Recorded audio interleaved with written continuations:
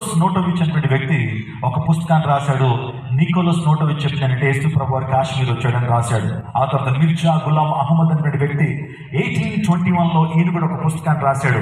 3 ఫిబ్రవరి 1835లో ఆయన ఒక పుస్తకాన్ని రాశాడు. ఆ పుస్తకం కూడా ఈ రోజున సమాజంలో దొరుకుతూ ఉంది. ఆ తర్వాత హాల్గర్ క్రిస్ట్ అనేటువంటి వ్యక్తి 1984లో ఈ వ్యక్తి కూడా ఒక పుస్తకాన్ని రాశాడు.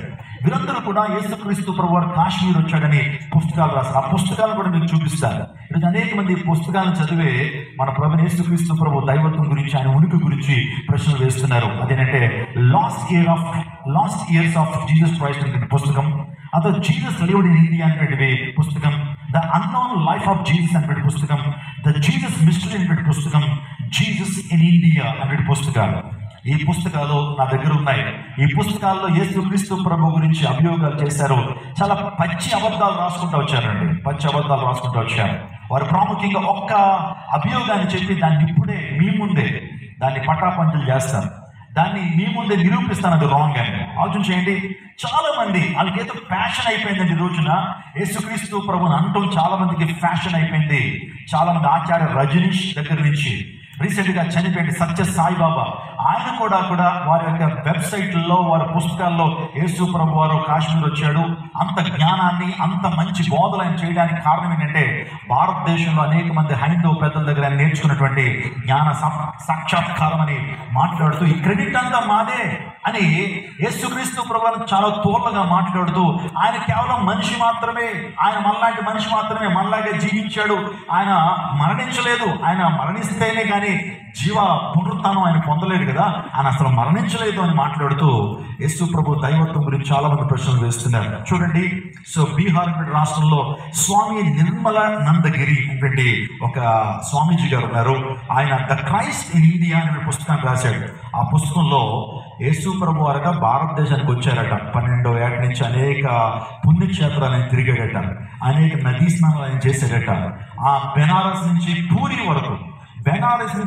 వరకు అనేక ప్రాంతాలను సంచారం చేసి ఆ మంచి జ్ఞానాన్ని ఆయన పొందుకున్నాడని చెబుతూ వేదిక్ స్క్రిప్చర్స్ లో అనేకమైన విషయాన్ని నేర్చుకున్నాడు.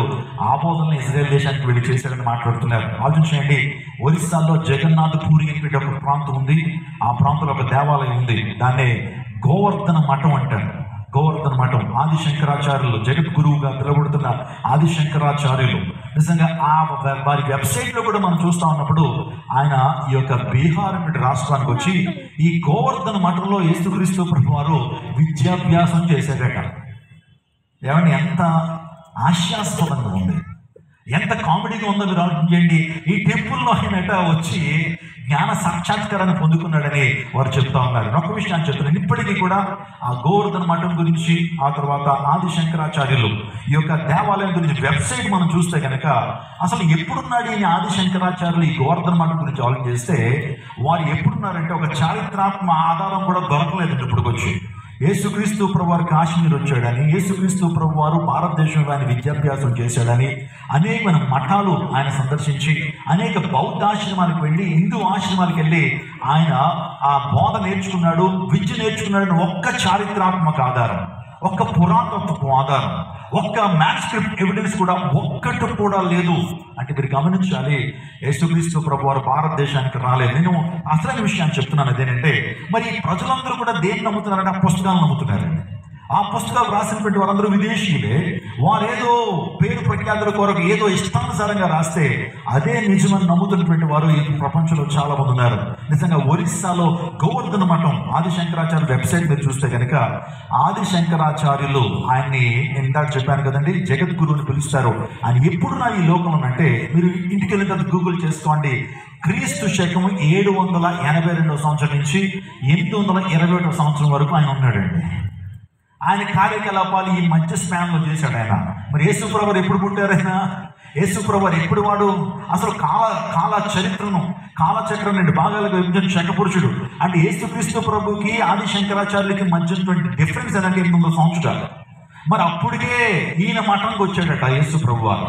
ఇక్కడే తేలిపోయింది ఇది అవాస్తవం అని. ఇలా అనేకమైనటువంటి విషయాలు దేవుని యొక్క దేశం గురించి చెప్తున్న విషయాలు మనం చూస్తూ ఉన్నాం. అప్పుడు వచ్చినాకమా యేసుక్రీస్తు ప్రభు దైవత్వం మీద ఈరోజు అనేక మంది బురద చల్లుతుంటే మనం యేసయ్య గురించి వాక్యం మీద మంచి అవగాహన మనం కలిగి ఉండాలి. దేవుని వాక్యం మీద మంచి పట్టును మనం సాధించాలి. యేసుక్రీస్తు ప్రభువు నిన్న నేడు నిరంతరం ఏకరీతిగా ఉన్నటువంటి దేవుడు. నీ వాక్య సారాంశమే సత్యమని యేసుక్రీస్తు ప్రభువు వారు చెప్తున్నారు. దేవుని లేఖనం చెప్తా ఉంది, ఈ సర్వ ప్రపంచం అనేక మత గ్రంథాలు ఉన్నప్పటికీ కూడా దేవుని వాక్యానికి ఉన్నటువంటి గొప్పతనం మరి ఏ మత గ్రంథానికి లేదని చెప్పడానికి ఎంతగానో ఇష్టపడుతున్నాను. అమెరికా గురించి మనం ఎక్కువగా వింటున్నాం ఈ రోజుల్లో. అమెరికా దేశాన్ని మొట్టమొదటిసారిగా రాష్ట్రపతి అయినటువంటి వ్యక్తి జార్జ్ వాషింగ్టన్. ఆ వ్యక్తి అంటాడు, it's highly impossible to govern the world without Jesus and without God. ఈ రోజున యేసుక్రీస్తు ప్రభువు లేకుండా, బైబిల్ లేకుండా ప్రపంచాన్ని పరిపాలన చేయడం అసాధ్యం అని చెప్పి తన పదవి స్వీకరణ చేస్తున్నప్పుడు ఆ విషయాన్ని చెప్పాడు. దేవుని వాక్యము అది సత్యవేద గ్రంథం అనే విషయాన్ని జ్ఞాపకం చేస్తున్నాను. ఒక గ్రంథాన్ని సత్యవేద గ్రంథంగా పిలవడాలంటే ఆ గ్రంథానికి చారిత్రాత్మక ఆధారాలు ఉండాలి, ఆ గ్రంథానికి శాస్త్రీయ రుజువులు ఉండాలి, ఆ గ్రంథానికి పురాతత్వ ఆధారాలు ఉండాలి, ఆ గ్రంథానికి మ్యానుస్క్రిప్ట్ ఎవిడెన్సెస్ ఉండాలి, ఆ గ్రంథానికి అనేక మనుషుల యొక్క ఆమోద యోగ్యం ఆ గ్రంథానికి ఉండాలి. ఆ తర్వాత ఆ గ్రంథం అనేక మందిని మార్చగలిగిందై ఉండాలి. ఆ గ్రంథంలో ఉన్న మాటలు అనేక మంది వినడం ద్వారా, వాటిని అనుసరించడం ద్వారా వారి జీవితంలో పరివర్తన రావాలి.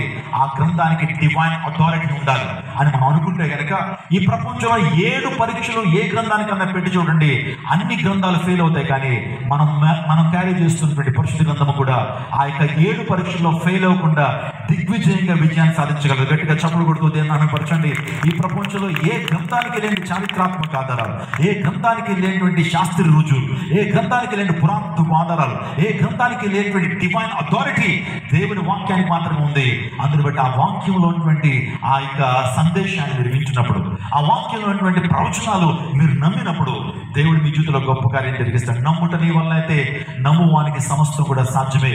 If you believe you will see God's glory tonight. నువ్వు నమ్మితే దేవుని మహిమను చూస్తావు. నువ్వు నమ్మితే ఈ రాత్రి కాస్త దేవుని వాక్యం మీద సుస్థిరమైన నమ్మకాన్ని నువ్వు పెట్టుకుంటే నీ జీవితం ఎంతో ఆశీర్వాదకరంగా దీవెనకరంగా ఉంటుంది.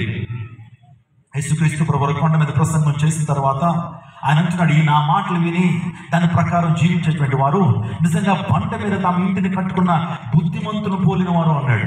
అంటే దేవుని వాక్యం మీద ఎవరైతే తమ జీవితాన్ని కట్టుకుంటారో, దేవుని వాక్యం మీద ఎవరైతే తమ జీవితాన్ని కట్టుకోవడానికి ఇష్టపడతారో వారు మంచి నిర్ణయాన్ని వారు తీసుకున్నట్లు వారు పంట మీద తమ ఇంటిని కట్టేటువంటి బుద్ధిమంతులు ఉన్నాడు. కానీ దేవుని వాక్యాన్ని నమ్మకుండా ఈ లోకంలో ఉన్నటువంటి ఫిలాసఫీస్ మీద, ఈ లోకంలో ఉన్నటువంటి ఆ అంశాల మీద తమ జీవితాన్ని కట్టేటువంటి వారు, అంటే వాటిని నమ్మేటువంటి వారు, సో వారి జీవితాల్లో వారి యొక్క జీవితాన్ని ఇసుక మీద